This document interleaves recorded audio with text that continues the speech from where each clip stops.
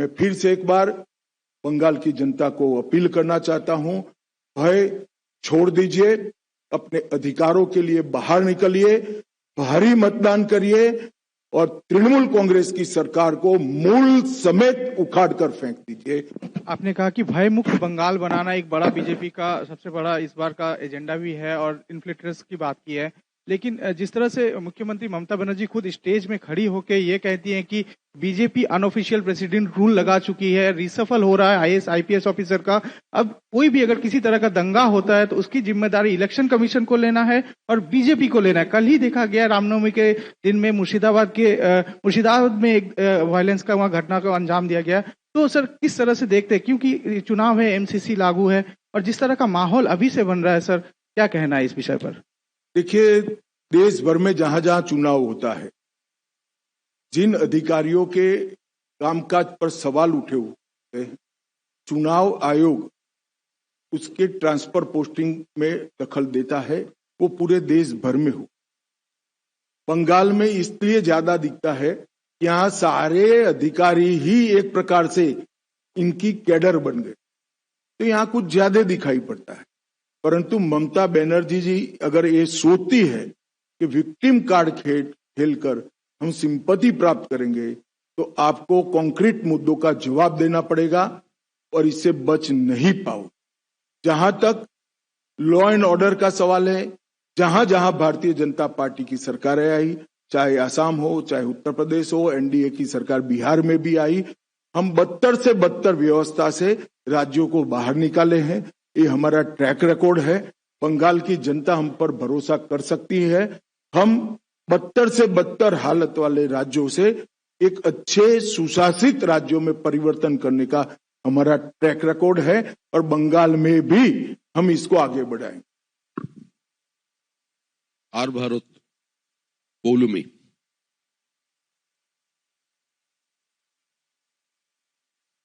খাদ্যটাও কি হলো?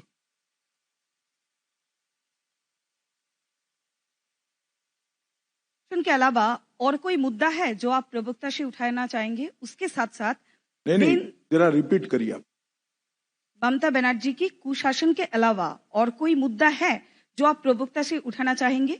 उसके साथ साथ भाजपा का कोई रेवोल्यूशन है जेन जेड के लिए जो कुशासन खत्म होने के बाद? जरूर, भारतीय जनता पार्टी का शासन जहां जहां आया, हमने डेवलपमेंट को विकास का आधार बना। डेवलपमेंटल कामों से हमने युवाओं की रोजगारी को भी बढ़ाया है। एक प्रकार से आप आसाम का उदाहरण देखिए। आसाम सालों तक अलगाववाद से, आतंकवाद से पीड़ित राज्य रहा। आज 10,900 से ज्यादा युवा हथियार डाल चुके हैं। आसाम में शांति है, किसी भी प्रकार का उपद्रव नहीं है और मैं आज दावे से कह सकता हूं, आसाम का इंफ्रास्ट्रक्चर देश के विकसित राज्यों के समकक्ष बन चुका और आसाम में आज न केवल सेमीकंडक्टर, ढेर सारी इंडस्ट्री भी लग रही है। आसाम आरोग्य के क्षेत्र में एक हब बन चुका है और ये सारा डेवलपमेंटल काम भारतीय जनता पार्टी की सरकार से आने के बाद हुआ है। ये हमारा ट्रैक रिकॉर्ड है, चाहे मध्य प्रदेश है, राजस्थान है, छत्तीसगढ़ है, उत्तर प्रदेश है, बिहार है। हमने सारे बीमारू राज्यों को विकसित राज्यों की श्रेणी में लाने के लिए एक चरणबद्ध प्रयास किया है और सफलता भी प्राप्त करी। मुझे पूरा भरोसा है कि कुशासन से बदहाल ये पश्चिम बंगाल को भी हम कुछ ही साल में देश के विकसित राज्यों की श्रेणी में रखेंगे। बंगाल के अंदर बहुत सारे नेचुरल संसाधन पड़े हैं, मां गंगा की यहाँ पर कृपा है, अकूत पानी पड़ा है, मेहनत का श्रमिक यहाँ पर है और बंगाल एक जमाने में इंडस्ट्री का, देश भर की इंडस्ट्री का हब हुआ करता था। ये सारी चीजें कम्युनिस्ट और टीएमसी की अव्यवस्था वाले शासनों से, कुशासन से समाप्त हुई है। जैसे ही एक अच्छी सरकार आएगी, बंगाल अपनी पुरानी गौरवमयी जगह जो देश के अंदर बंगाल को हासिल थी, उसको फिर से प्राप्त कर। एबीपी आनंद, शिवाशीष मौलिक।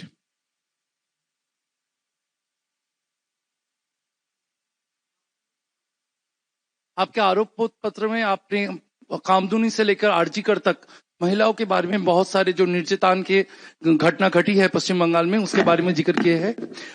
अगर भाजपा का सरकार आए तो इन मुद्दों में क्या एक्शन प्लान होगा, इसके बारे में आपका प्लानिंग क्या है? देखिए, 15 साल में जितने भी महिलाओं पर अत्याचार के प्रमुख केस है, पाताल से भी इनके आरोपियों को ढूंढकर जेल की सलाखों के पीछे पहुंचाया जाए। पूरे शासन को अपराध कौन करता है इसका महत्व नहीं रहेगा। कोई भी व्यक्ति महिलाओं के खिलाफ अपराध करेगा उसको धर भी लिया जाएगा और दंडित भी किया जाएगा। और जहां जहां हमारी सरकारें आई है हमने कर दिखाया। हमारा ट्रैक रिकॉर्ड है महिला सुरक्षा के लिए। भारतीय जनता पार्टी और एनडीए की सरकारें हमेशा संवेदनशील रही है। मैं बंगाल की माताओं बहनों को भी भरोसा देना चाहता हूं कि महिलाओं के लिए यहाँ सुरक्षित वातावरण जिम्मेदार की रचना करने की जिम्मेदारी भारतीय जनता पार्टी की आने वाली सरकार की है। और विशेषकर कामकाजी महिलाओं के लिए पूरी स्वतंत्रता रहे, पूरी सुरक्षा रहे, मुखर कर वो अपनी बात कह सके, अन्याय को मुखर कर वो उठा सके। इस प्रकार की वातावरण का निर्मित करने की जिम्मेदारी भारतीय जनता पार्टी की बनने वाली सरकार की। एनडीटीवी मुनुग्गा।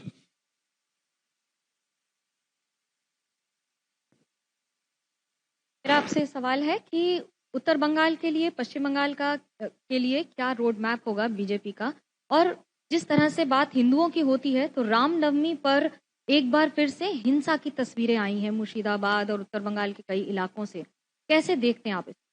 देखिए, इस बार थोड़ा कम ही हिंसा हुई है क्योंकि ममता जी के चहेते ऑफिसरों को चुनाव आयोग ने ट्रांसफर कर दिया। फिर भी हिंसा जरा भी नहीं होनी। हम सब समुदाय की सुरक्षा की यहाँ पर चिंता करेंगे और विशेषकर बहुमत समाज की, क्योंकि तुष्टीकरण के कारण बहुमती समाज के साथ यहाँ बड़ा अन्याय हुआ है।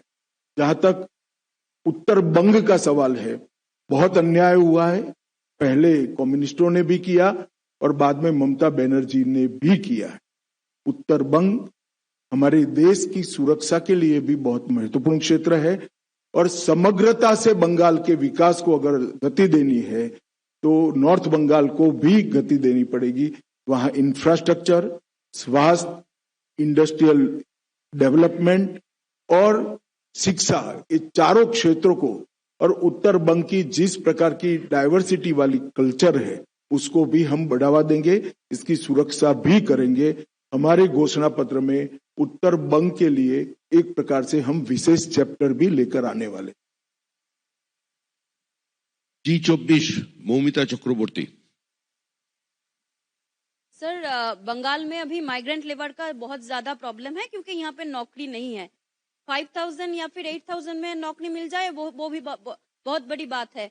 तो do you have any specific plan for youth generation? देखिए, इसका समस्या का समाधान एक ही है, यहाँ पर इंडस्ट्रियल डेवलपमेंट को गति देना। यहाँ से कट मनी के कारण, सिंडिकेट के कारण और भ्रष्टाचार के कारण पूरी इंडस्ट्री देश भर में चली गई। आजादी के वक्त बंगाल एक प्रकार से भारत के प्रमुख औद्योगिक राज्यों में से एक माना जाता और कोई जवाब ही नहीं दे रहा है ऐसा क्यों हुआ। अगर यहां पर इंडस्ट्री आती है तो युवाओं के रोजगार की गारंटी अपने आप बढ़ जाती है। हम सबसे पहले इसको प्राथमिकता देंगे। और जो आप बता रही है बहुत कम मुआवजे में रोजगार कर रहे हैं, मतलब उनकी तनख्वाह बहुत कम है, इसका मेन कारण घुसपैठिया है।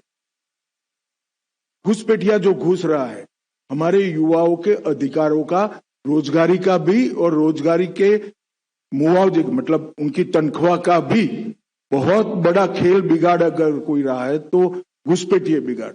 एक बार सरहदें सील हो जाएगी, बंगाल के अंदर बहुत सारा परिवर्तन। दूरदर्शन प्रसेनजीत बख्शी।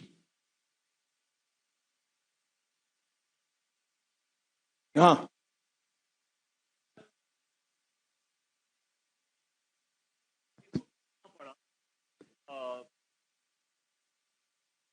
अगर आप सरकार बना पाए तो ये टीचर हम बना ही पाएंगे अगर छोड़ दो। अच्छा ठीक है। तो सरकार बनाने के बाद ये टीचर भर्ती प्रक्रिया में कुछ सुधार ला पाएंगे? और साथ में एक छोटा सा सवाल मैं जोड़ देता हूं कि पिछले कई दिनों से लोगों की सवाल है कि सीएपीएफ को ठीक तरह से इस्तेमाल किया नहीं जा रहा है, चाहे वो बासंती की मामला हो, चाहे जिस दिन प्रधानमंत्री आए थे उस दिन का मामला हो। एक तो मेरा एसएससी वाला सवाल है और दूसरा है सीएपीएफ को इस्तेमाल किया नहीं जा रहा है। बैठिए। जहां तक भर्ती का सवाल है, हम पारदर्शी भर्ती प्रक्रिया बंगाल को में इंट्रोड्यूस करेंगे, जिससे किसी भी प्रकार का भ्रष्टाचार भर्ती प्रक्रिया में न हो। हमने कई हमारे राज्यों में पारदर्शी तरीके से भर्ती कर बताया है।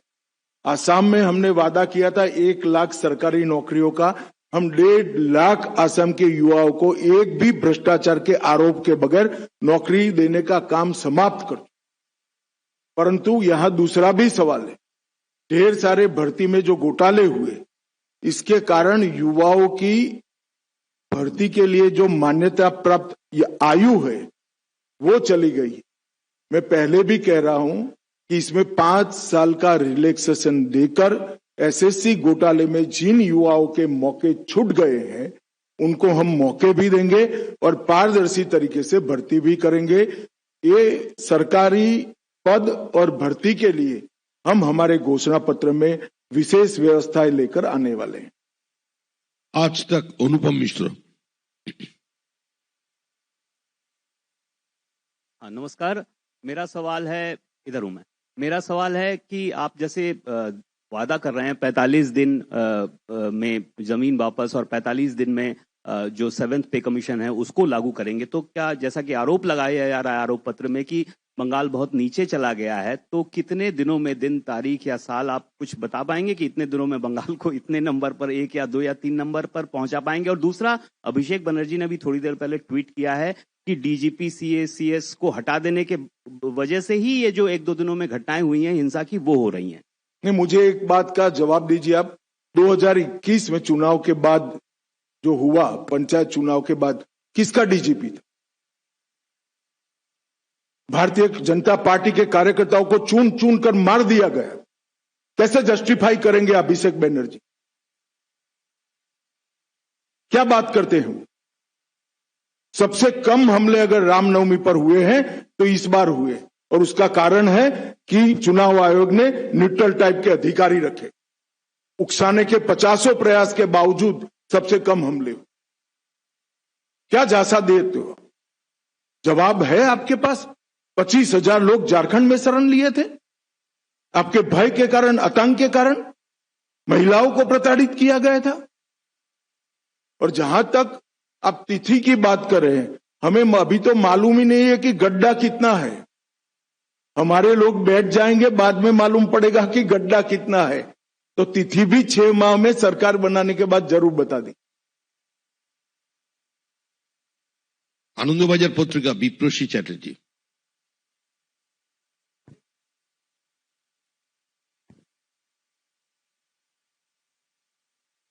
Honorable Home Minister, sir, I want to ask you a question regarding the migrant laborers who speaks in Bengali have been beaten in various states.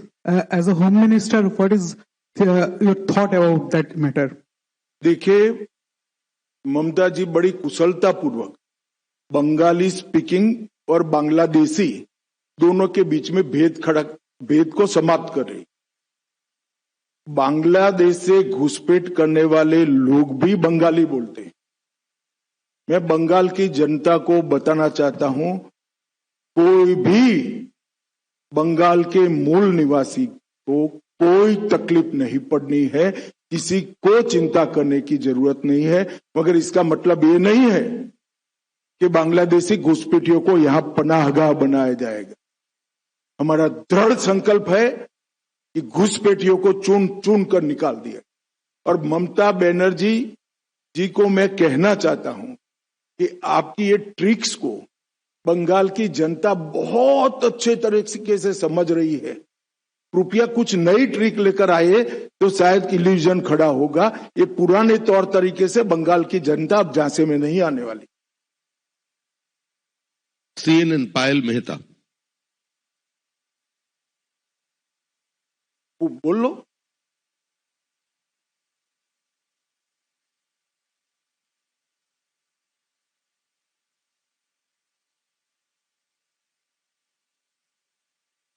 राष्ट्रपति को आके कहना पड़ा था कि ममता जी मुझसे क्यों नाराज है और मेरे साथ ऐसा क्यों व्यवहार किया। तो जो जिस तरह का व्यवहार यहाँ पे जनजाति समाज के साथ किया जाता है उस पर आपका क्या कहना है और आगे इनके लिए बीजेपी का क्या प्लान है? जो बंगाल एक जमाने में सौजन्यता के कल्चर के लिए पूरे देश और दुनिया में वाहवाही बंगाल को मिलती, वही बंगाल आज संवैधानिक पदों पर बैठे हुए व्यक्ति, चाहे राष्ट्रपति जी हो, महिला राष्ट्रपति हो, ट्राइबल राष्ट्रपति हो, इनका इंसल्ट कर रहा है। चाहे प्रधानमंत्री जी बंगाल की खबर पूछने के लिए आए हैं, मतलब नेचुरल आपत्ति के बाद, तो वहां पर अफसर न भेजकर प्रधानमंत्री जी का इंसल्ट करना, प्रधानमंत्री जी के कार्यक्रम के थोड़े दूर मुख्यमंत्री धरने पर बैठ जाना, मेरी तो समझ में नहीं आता कि क्या हो गया है। और बंगाल की जनता को ये देखना चाहिए, हमारा बंगाल एक प्रकार से सौजन्यता के संस्कार के लिए पूरे विश्व भर में प्रसिद्ध था। यहां दुनिया के हर लोगों को, हर मत को, हर विचार को प्राधान्य दिया जाता था, आवभगत होती थी। इतनी असहिष्णुता कहां से आ गई? क्या ललक है आपको? और ये बात बंगाल की जनता भी टीएमसी से पूछना चाहती है कि किस प्रकार से आप देश के राष्ट्रपति जी का अपमान कर सकते हैं, विशेषकर वो जब ट्राइबल समाज से हैं, महिला राष्ट्रपति हैं। किस प्रकार से देश के प्रधानमंत्री का अपमान कर सकते? और ये बंगाल का कल्चर तो कम से कम नहीं था, ये टीएमसी का कल्चर हो गया। पूछ लो तुम अंतिम। हाँ, एक मिनट सब एक साथ तो नहीं पूछ पाएंगे, बैठ जाइए। रवि। हाँ सर, मेरा सवाल यह है, पश्चिम बंगाल में क्योंकि आप लोग कह रहे हैं कि घुसपैठिया है, फिर एसआईआर की प्रोसेस किया जा रहा है उन लोगों के लिए जो कि यहाँ के वोटर नहीं है, उनको हटाया जाए, तो पॉलिटिकली एसआईआर के बाद पश्चिम बंगाल में बीजेपी को कितना फायदा होगा सत्ता में आने के लिए? देखिए, एक बात पहले समझ लीजिए, एसआईआर के खिलाफ ममता जी एक काल्पनिक हवा खड़ा कर रही है। देश भर के अब तक लगभग 14 राज्यों में एसआईआर हो चुका है। कहीं पर कोर्ट केस नहीं हुए, कहीं पर जुडिशियल अफसर नहीं बिठाने पड़े हैं। इसी चुनाव में केरल और तमिलनाडु भी चुनाव में है, वहां डीएमके की सरकार है, वहां कम्युनिस्टों की सरकार है। एसआईआर हो चुका, मतदाता सूची प्रसिद्ध हो चुकी है, कोई गड़बड़ नहीं हुई है। एसआईआर को सहयोग न देना इसका एकमात्र कारण है कि ममता दीदी घुसपैठियों को बचाना चाहती है और घुसपैठियों के वोट से फिर से चुनकर आना चाहती है और अगले 5 साल और घुसपैठ कराना चाहती। अगर ममता दीदी, आपका स्वप्न कभी पूरा नहीं होने वाला है। एसआईआर भी हुआ है और बंगाल की जनता भी इस बार दृढ़ निश्चय लेकर बैठी है कि घुसपैठ को हम सहन नहीं करेंगे। अच्छी कानून और व्यवस्था के लिए वोटिंग करेंगे, विकास के लिए वोटिंग करेंगे, मोदी जी के लिए वोटिंग करेंगे और भारतीय जनता पार्टी की सरकार बनाए। सर, धन्यवाद आपका। सर আমাদের ভিডিও ভালো লাগলে লাইক এবং শেয়ার করুন, কমেন্ট সেকশনে গিয়ে জানান আপনাদের মতামত। আরো ভিডিও পেতে আমাদের চ্যানেল সাবস্ক্রাইব করুন এবং প্রতি মুহূর্তে খবরের আপডেট পেতে প্রেস করুন বেল আইকন।